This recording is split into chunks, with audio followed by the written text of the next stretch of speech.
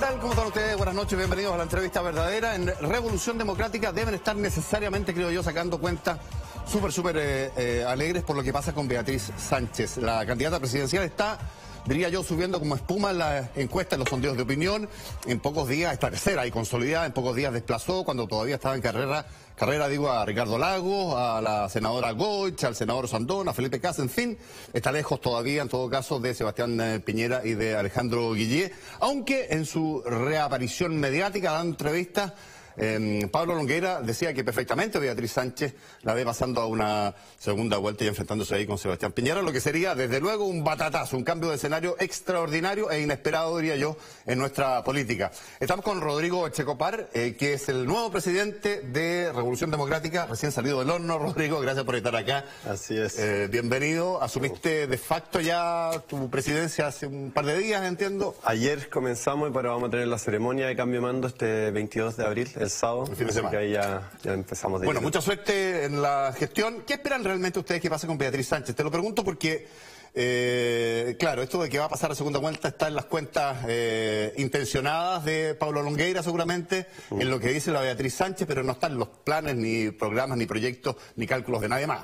Sí, yo creo que mucha gente se pregunta, bueno, ¿qué es lo que están haciendo acá? ¿De qué se trata este proyecto? Y este es un proyecto que ya no quiere, o que no busca estar en el margen de la política, no busca solamente plantear algunas ideas distintas sobre cómo se pueden hacer las cosas en Chile, sino que busca mostrar un camino, un proyecto serio que es capaz de hacer eso.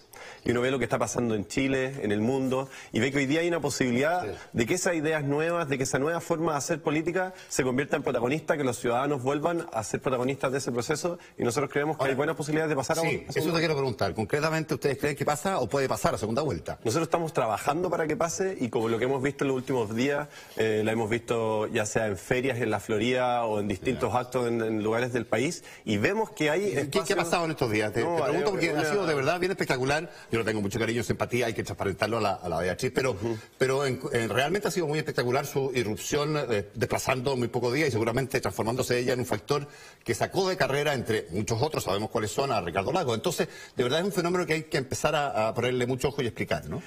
Y es un fenómeno que tiene que ver con Beatriz, pero también tiene que ver con que ella fácilmente encarna ideas que hace mucho tiempo vienen pidiendo los chilenos y chilenas, que son ideas de justicia, de solidaridad, de igualdad, y que tiene que ver con, ya no queremos más AFP, o queremos un sistema de salud en donde la ISAPRE no se integren verticalmente con los hospitales o las clínicas. Y eso son cosas que hoy día los chilenos venían pensando hace mucho tiempo, y hoy día encuentran una candidata, una fuerza política que es el Frente Amplio, que puede encarnar esa idea. Ahora, ¿de dónde el optimismo, Rodrigo? ¿Cuáles son los datos? Porque Guillé está bien arriba, bien disparado respecto de Beatriz todavía. Tiene el apoyo de los radicales, de los socialistas, seguramente lo va a tener de los comunistas, probablemente de los PPDs también. Hay distintas encuestas, yo ya no sé quién está detrás de qué los encuesta, apoyos políticos más o menos a partir de este 2%, después 6%, este fin de semana había una encuesta que decía que estaba en 11%. Sí, la ley. Y yo creo que la pregunta ahí es, bueno, ¿qué es lo que le va a impedir de seguir creciendo? ¿Cuánto tiempo llevan en carrera los que están hoy día en los primeros lugares? Son los más conocidos, los que vienen haciendo política quizás antes, o de antes. pero en particular Piñera o Guillé, y hoy día tenemos a una candidata que en estas últimas 4 semanas ha mostrado que los chilenos y chilenas están buscando algo distinto. Nosotros creemos que eso va a seguir creciendo en la medida en que lleguemos cada vez más lejos con esta idea. Hay quienes hacen un ejercicio, Rodrigo, de realismo político, y lo que puede pasar, dicen, es que efectivamente la Beatriz, con los datos de hoy, consolide un tercer lugar, y le haga a Guillermo lo mismo que le hizo Marco Enrique en el 2009 a Frei Ruiz-Tagle, ¿no es cierto? Le quitó mucho voto en primera vuelta en 2009, lo que terminó por facilitarle la pega a la derecha a Sebastián Piñera. ¿Ustedes se hacen cargo de ese escenario y de ese riesgo? Nosotros estamos planteando un camino que yo creo que es distinto. Nos plantean como, bueno, ¿cuál es el realismo político? Y hoy día Chile está cambiando. Y nosotros creo que seríamos mezquinos si es que no estamos a la altura de presentar una alternativa real. ¿Por qué creemos que todo tiene que seguir siendo igual? Como este realismo político tiene que ver con, bueno, siempre ha estado la nueva mayoría, o la concertación en su momento, Chile vamos, y hoy día Chile está cambiando, las personas están cambiando, las personas tienen visiones distintas de lo que está pasando en el país. Y eso creemos que es el espacio en donde nacen, y estas ideas tienen un lugar para crecer y pasar a segunda vuelta. En nuestro realismo político es que vamos a ir a competir por eso. Ahora, yo leo las palabras de Longueira, no sé si las leíste en el Mercurio, creo que fue el fin de semana, sobre las posibilidades de la segunda vuelta de la Beatriz, como algo parecido a lo que pasó respecto a Marco Marco Enríquez con los fácticos de la derecha en 2009, que lo cuidaron hasta que empezó a hacer mucho ruido, pero lo potenciaron como para dividir a la izquierda, que fue lo que pasó, digamos. Sí, nosotros no nos perdemos ahí con quiénes son nuestros adversarios, y él obviamente está haciendo una utilización de este espacio, pero nosotros tenemos claro contra quién estamos compitiendo. Y en ese sentido, el ex senador, que hoy día además está cuestionado por todos los escándalos de financiamiento ilícito, es lo más lejano a lo que nosotros podemos estar proponiendo. Y él habla sobre, bueno, la épica que van a tener distintas candidaturas. Nosotros creemos que la épica está en un proyecto que es distinto a lo que ya ha vivido Chile, que no conoce o que no ha sido parte de este financiamiento ilícito del cual él es protagonista, y el gobierno actual en muchos casos también, sino que es un proyecto que tiene que ver con otra idea y otra forma de construir políticas. Ahora, si pasara Guille, ponte tú a segunda vuelta, que con los datos de hoy es lo más probable que pase, si es que no cambia el escenario, ¿puede contar eventualmente el senador con un acuerdo de ustedes con apoyo en segunda vuelta frente a eventualmente Piñera, más de lo que hizo Marco Enríquez por Frei en 2009, o con la nueva mayoría de ustedes nada, ni a misa? Nosotros estamos acá en política no porque queramos enarbolar algunas banderas que nos hacen sentido. Si estamos haciendo esto, si le hemos dedicado nuestro tiempo, si hemos estado en las calles recorriendo, invitando a los ciudadanos, es porque queremos hacer transformaciones en Chile. No es para llegar a un lugar u otro, sino que queremos que cambien las cosas. Queremos que este escenario que yo te describo, imposible pactar en segunda vuelta con y lo que hemos aprendido en la corta historia de Revolución Democrática es que el papel aguanta todo. Y que ¿qué significa eso, Rodrigo? Que el programa puede decir muchas cosas, pero lo que pasa finalmente a veces se dista mucho de eso. Y lo estamos viendo en proyectos de ley actuales también, y qué sé yo. Y en ese sentido la pregunta es, bueno, ¿cuál es el camino, la alternativa que creemos que logra transformación en Chile? Hoy día pareciera ser que la nueva mayoría no es una de esas alternativas. ¿Y cómo va políticamente RD? Pongámosle RD a Revolución Democrática. Hasta hoy ustedes tienen, entiendo, un diputado, 9 concejales, no tienen senadores, no tienen cores, no tienen alcaldes tampoco. ¿Cuál es la aspiración parlamentaria? ¿Cuántos parlamentarios aspiran a sacar en este nuevo sistema electoral que debutan en noviembre? Estamos creciendo, y estamos creciendo mucho. Hoy día ya somos más de 12.000 militantes. ¿12.000? 10.000 me quedé yo. Estamos ingresando cada vez más fichas, de hecho hay muchas fichas que aún no hemos ingresado, y estamos apuntando, y me imagino que mucha gente también lo ha visto en redes sociales, que logremos dentro de las próximas 2 semanas, una semana y media en realidad, las firmas que nos faltan, es decir, los militantes que se sumen a las filas de Revolución Democrática, esos que han estado viendo este proceso quizá un poco más de lejos, diciendo, oye, qué interesante lo que están haciendo ahí, es una forma distinta de hacer política. Desde que entró la Beatriz a ser candidata de ustedes han visto un incremento en el interés por inscribirse. Exacto, porque además estamos buscando con estos 33.000 militantes lograr que podamos inscribir primarias legales. Si tenemos primarias legales, a Beatriz Sánchez y a Alberto Mayor, que hoy día son los 2 candidatos del Frente Amplio, van a poder participar y van a ser ciudadanos de todo Chile, de los lugares que sea, y los que van a poder ser. Y eso significa un salto en nuestra democracia, una posibilidad de que más personas puedan elegir. Estuve mirando la última cifra del CERVEL y ustedes están muy fuertes en Santiago con cerca de 9.000 militantes o algo así, pero con muy poca presencia en regiones. ¿Qué pasa con eso, Rodrigo? Tenemos presencia en distintas regiones. Prácticamente nula en algunas. Hoy día ya tenemos incorporadas 7 regiones, incluyendo la región metropolitana. Evidentemente, por la distribución de población dentro del país, la mayoría está en la región metropolitana. Por supuesto, pero muy poquito. Pero hoy día nuestro foco está en fin de año ser región, partido en al menos 10 regiones dentro del país, y seguir creciendo hasta lograr el partido en todo el país. El otro día leía críticas a la elección que hicieron ustedes, en un sentido muy específico que tiene que ver con la participación que hubo ahí. Había más o menos 10.000 habilitados para votar y votaron 1.500, el 15%. ¿Te haces cargo ahí de un problema? Claro, una autocrítica muy importante. Nosotros hemos estado invitando a ciudadanos a hacerse parte de este proyecto.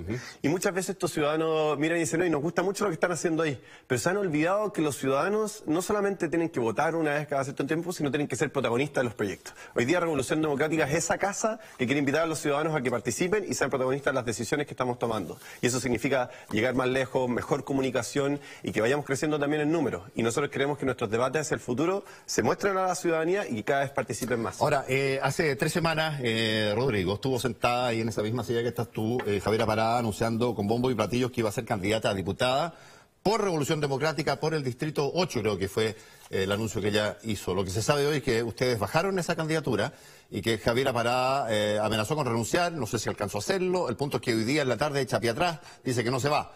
¿Qué pasa ahí? ¿Es efectivo que se bajó por votación interna en Revolución Democrática la candidatura de ella? Todo esto tiene que ver con trascendido y filtraciones. Yo lo primero que quiero aclarar es que Javiera Parada es una militante muy importante dentro del partido, muy valiosa, que ha hecho un gran trabajo ahí y que nosotros le tenemos un respeto enorme y que creemos que va a seguir haciendo muchas cosas dentro de Revolución Democrática.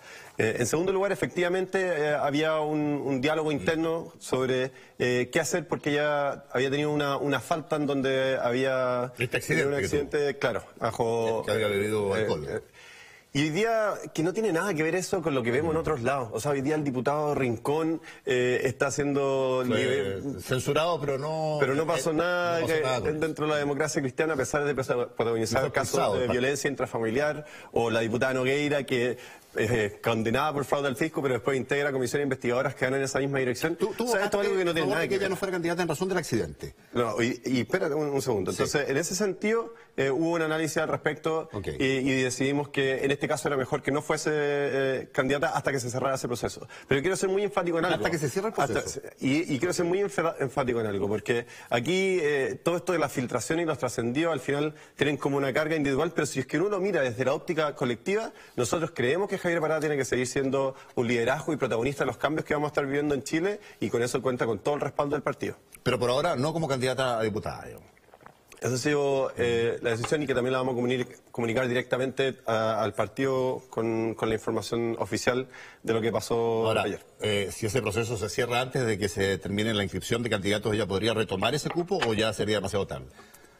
Ninguna decisión es para siempre, pero esto es lo que ha pasado hasta ahora. Otro que se tira en contra del Frente Amplio, Rodrigo, es el senador Alejandro Navarro, leía yo. Él quería participar del proceso de designación del candidato presidencial de ustedes en el Frente Amplio y acusa que lo vetaron derechamente, y esto porque le tuvieron temor, porque según él, cualquiera fuera el mecanismo, primaria u otro, ganaba esa designación como candidato presidencial del Frente Amplio. ¿Cómo te haces cargo de esa arremetida de Navarro?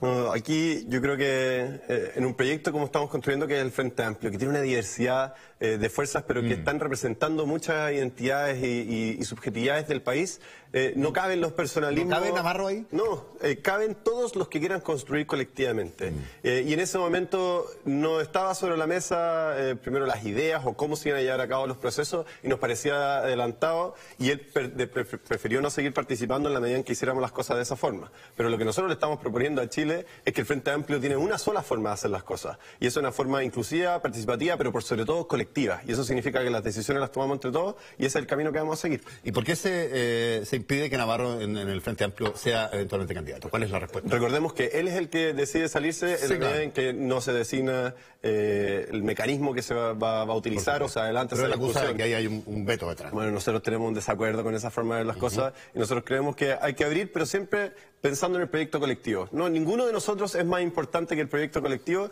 y eso lo entendemos tanto dentro de RD como las otras fuerzas del Frente Amplio. Ahora, cuando se habla de RD, de Revolución Democrática, se habla del movimiento estudiantil, se habla de marchas, de educación. Ese fue el origen del movimiento de ustedes. ¿Cómo se explica? Te quiero preguntar ya derechamente, más es la contingencia fuera de cálculos electorales, que Giorgio Jackson votara en la Comisión de Educación en contra de la idea de legislar ese proyecto. O sea, yo creo que después de lo que sucedió ayer demostró ser una muy buena idea. O sea, porque este es un proyecto de ley que tenía muchas falencias. Recordemos que no se habían juntado con los actores de la educación, no se habían juntado con los dirigentes estudiantiles, no le habían respondido ni siquiera a las propuestas con la derecha que para votar en contra, digo. Pero es que, bueno, siempre hay dos razones, ¿no es cierto?, como para votar en contra. Quienes no quieren ningún cambio y quienes creen que los cambios tienen que ser en serio, no tienen que ser cosméticos, ni de ser declarativos y quedarnos en que las cosas sigan como están. Y ese rechazo inicial permitió que el gobierno recapacitara. Y ayer se comprometió a terminar con el crédito con aval del Estado en esa legislación. Fue una jugada política para presionar brutalmente al gobierno a que se comprometiera en un proyecto de ley para que a futuro, a corto plazo, se elimine derechamente el CAE y se saque a la banca del negocio. Eso es. Y en este proyecto de ley, porque nosotros entendemos también cómo funciona el gobierno. Muchas veces no, viene un proyecto más adelante, pero después ese se va frenando. El compromiso del Ministerio fue que en este proyecto de ley sacaba el crédito con aval del Estado. O sea, porque tú me imagino que sabes mejor que yo, que si no se reemplaza por otra cosa que sea igual de eficiente en financiar la educación de quienes no pueden pagarla, es un desastre para muchas familias, Rodrigo. ¿Cuál es ese reemplazo? Ese es el mecanismo que viene a discutir ahora con el proyecto de ley. O sea, ellos el compromiso inicial que se hicieron fue que sacaba el crédito canal del Estado. Ahora lo que nosotros vamos a ir a disputar es que eso sea avanzando con mayor gratuidad y que eso es la disputa que viene hacia adelante. La ministra lo que dice es que se va a reemplazar por un Estado que va a ser el que va a dar eventualmente el crédito, que ese crédito se cobra, se tiene que pagar y se va a cobrar eventualmente algún interés por ese crédito. ¿Cuál es la diferencia para las familias entre una cosa y la otra? Porque lo que uno ve en esa lógica es simplemente un cambio de quién te presta la plata. Sí. No, nosotros lo que vamos a ir a pelear es por un modelo distinto. No solamente cambiarle el nombre, aunque evidentemente sacando a los bancos que hoy día sabemos cómo están recuperando los recursos con las sobrecompras que hace el Estado. Eso va a ser una modificación, pero lo que nosotros estamos apuntando es que sacar el crédito canal del Estado para llegar a otro sistema de financiamiento, un sistema de financiamiento solidario, en donde el Estado pone la plata para que los estudiantes puedan estudiar. Pero, correcto, para ustedes no es solución entonces que el Estado entregue un crédito y que lo cobre con interés. No es lo que estamos buscando. Están buscando gratuidad, pese a que no hay fondos, plata fiscal para eso. ¿Sí? Bueno, pero es que lo que tenemos que definir es ese vector que nos va llevando en esa dirección. No perdamos de vista hacia dónde queremos llegar. Y esto muchas veces tenemos que preguntarnos cuál es el principio sobre el cual queremos construir la educación. Pero hay que hacer juicio de realidad también. Evidentemente la caja fiscal está más bien escuálida y tú lo sabes bien. Y si no hay plata para eso y más gratuidad en el corto plazo, lo que hay es que transformar este sistema en uno distinto que financie esa educación. Y eso es lo que propone el gobierno aparentemente, que el Estado entregue crédito, lo cobre y con interés. Pero es que estos son como los puzzles que tienen muchas piezas. Entonces, si por un lado estamos hablando de educación, pero no nos atrevemos a hablar sobre como la desigualdad en el país, o cómo estamos teniendo un sistema tributario que efectivamente nivela un poco la cancha, reparta los recursos de los que tienen más a los que tienen menos, entonces obviamente vamos a llegar a una situación en donde los bancos son los únicos que pueden prestar plata. Pero si nos atrevemos a hablar de esos temas más de fondo... ¿Y no hay un sesgo antiprivados ahí también, Rodrigo? Te lo pregunto directamente, porque si cambiaras un prestador por otro, la verdad es que da un poco lo mismo para la familia. Lo que cambia es que dejan de ganar plata los privados, digamos. Pero eso no debería preocuparle a las familias que necesitan recursos para estudiar. Yo creo que es cómo funciona un sistema cuando están los privados ahí. Y no solamente los privados, sino con qué intención están los privados ahí. Lo que nosotros hemos visto en la educación es que hay instituciones privadas que juegan un rol público muy importante. La Universidad Santa María, la Universidad Católica, en muchos casos, la Universidad de Concepción.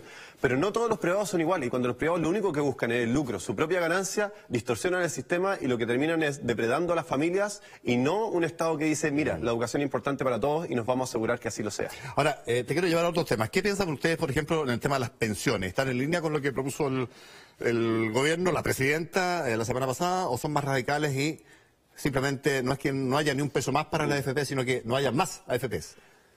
A veces nos tiran como, oye, pero ustedes son más radicales, y cuando lo que nosotros estamos planteando es lo que más pasa, radical.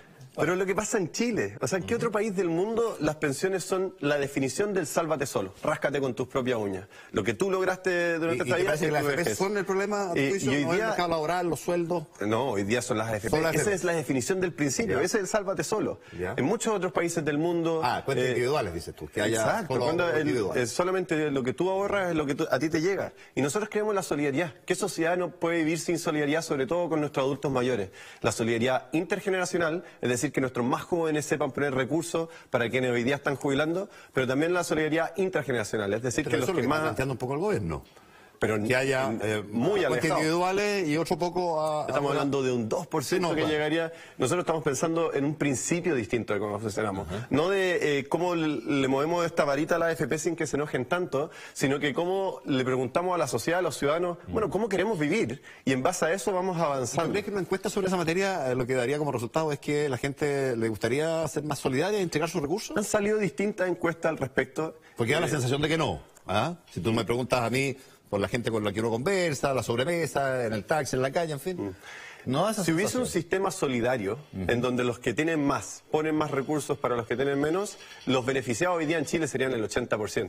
El 80 o el 90%. Serían los más ricos los que estarían distribuyendo recursos hacia los que tienen menos. Hoy día esa encuesta uno no entiende qué es la pregunta que están haciendo, qué sesgo tiene, pero yo creo que si le preguntas al 90% de los chilenos, ¿crees que la solidaridad que ayuda a que mejoren tus pensiones es buena? Van a estar a favor. Te quiero llevar a otro tema que particularmente leía yo entre las cosas que discutían ustedes, incluso antes de hacer la elección entre los 3 candidatos que postulaban a la presidencia. Hay acuerdo en este tema, que es particularmente polémico, que plantean ustedes entregarle, que Chile le entregue mar a Bolivia con soberanía. ¿Cuál es el fundamento ¿Qué hay detrás de una frase, una reflexión, de un pensamiento como ese, Rodrigo? Sí, yo creo que este es un tema complejo que se trata de simplificar. Ajá. Y le dice, no, pero si es A o B. Y yo quiero llevarlo un poco al debate que hay y el problema de fondo que hay ahí. Han habido distintas propuestas de cómo relacionarse con Bolivia y encontrar una solución. Desde propuestas que se han hecho en la dictadura hasta propuestas que se han hecho en los últimos gobiernos de la democracia. 76, sí. Exacto. Y hoy día yo creo que la pregunta que nos debiésemos estar haciendo hoy día en Chile es, bueno, ¿qué estamos haciendo hoy día con nuestros vecinos? ¿Cómo nos estamos relacionando? En la Unión Europea, 5 años después de la Segunda Guerra Mundial, en donde murieron millones de europeos, dicen, nosotros no queremos seguir relacionándonos así porque no nos hace bien, no nos permite prosperar. Así que empecemos a unirnos para construir algo distinto. Bueno, nosotros llevamos 120 años, 130 años desde que terminó la Guerra del Pacífico y todavía nos cuesta decirle a nuestros vecinos, cooperemos. Y hoy día gastamos plata en aviones, en otros espacios militares, en vez de estar gastándola en hospitales, en educación, en pensiones. Y nuestra propuesta es, bueno, ¿cómo vamos a construir una relación con nuestros vecinos que nos permita que gastemos la plata en las cosas que importan y prosperemos juntos en vez de estar peleados? Yo tengo la impresión que es muy difícil que un presidente de Chile se despida de su gobierno entregando el país con menos territorio del que lo recibió. Pero vamos a una pausa, te invito, Rodrigo Echecopar, nuevo presidente de Revolución Democrática, y regresamos al tiro con más temas. No se vayan a entrevistar.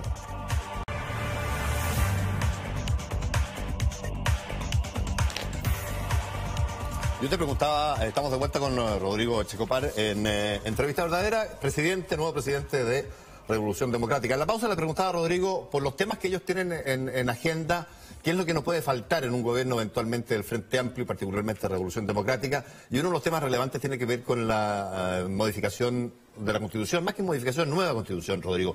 ¿Cómo imaginas tú esa nueva Constitución? De hecho, la Javiera Pará, que hablábamos recién, fue ha sido hasta ahora uno de los emblemas de la nueva Constitución. Claro. ¿En qué están pensando cuando piensan en nueva Constitución? Y si es o no es, te lo pregunto, una discusión falsa, porque la Constitución de Pinochet, del 80, claro, tiene ilegitimidad absoluta de origen, se hace dictadura en un plebiscito sin ningún resguardo, pero desde ahí hasta la fecha se le han hecho 31 o 32 reformas que la tienen convertida en algo completamente diferente de lo que planeó Pinochet. ¿Cuál es la lógica de la nueva Constitución para ustedes? Yo creo que la pregunta es ¿por qué quisiéramos una nueva Constitución?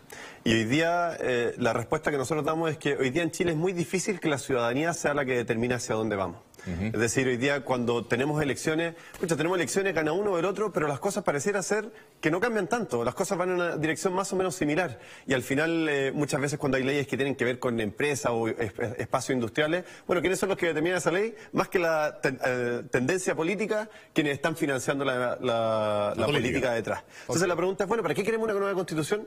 Porque creemos que nos puede ayudar a tener mejores reglas del juego. Reglas del juego que acerquen a la ciudadanía a la política y que nos permita empezar a hacer transformaciones. Nueva Constitución, o sea, entonces, te pregunto derechamente por contenidos. ¿Qué cambiar? En contenido, obviamente tenemos leyes con quórum supramayoritario, que significa que uno tiene que lograr... el quórum. Sí, para hacer más fácil el cambio. Y no es para hacer más fácil el cambio, sino para hacer más democrático el cambio. Si hay una mayoría en Chile que quiere avanzar en esa dirección, ¿no? La dirección hacia la izquierda, digamos, la pregunta es, bueno, ¿por qué Pinochet y un decreto que hizo en el 80 tiene más poder que la mayoría de Chile hoy día? La respuesta puede estar en que probablemente el año siguiente o subsiguiente, cuando haya elecciones, cambien esa mayoría y venga de vuelta a la dirección. Y eso no es malo, eso es la democracia, eso es que nosotros podamos elegir los caminos.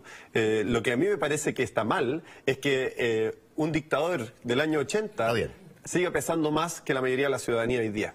Entonces la pregunta es, bueno, ya queremos una nueva Constitución, queremos que sea más democrática, pero ¿cómo lo hacemos? ¿Lo hacemos solamente entre las 4 paredes del Congreso, en donde están los mismos congresistas que se van a estar protegiendo su propia labor? ¿O abrimos este espacio a que hayan representantes elegidos por la ciudadanía, pero con esta sola labor de darnos nuevas reglas del juego que abran una cancha democrática distinta? Para usted sigue siendo el esquema posible Asamblea Constituyente, que es probablemente el más alejado de lo que ha propuesto la presidenta, digo.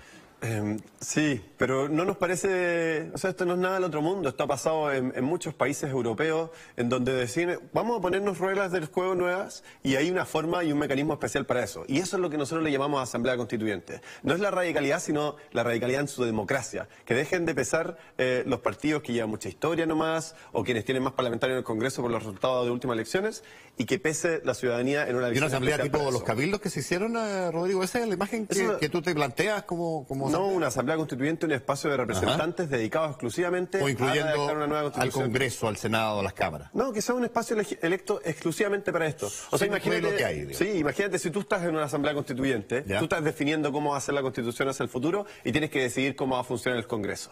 Si tú eres parlamentario, Por supuesto. es muy distinto Tienes las reglas conflicto. que pones a que si tú eres un miembro de la asamblea constituyente. Entonces, como van a ser las reglas más importantes del país, que van a determinar nuestra democracia y cómo participa la ciudadanía en la política, bueno, pongamos las fichas, hagámoslo bien y hagamos que sea una asamblea constituyente. Ahora, hay un capítulo que es crucial en la Constitución que tiene que ver, y ha estado muy en discusión, con los derechos de las personas. Y la idea de incluir en ese acápite constitucional los derechos sociales. Ustedes están en esa línea. ¿Y cuáles derechos sociales deberían estar garantizados por ley, en este caso por la ley de mayor capacidad que es la Constitución?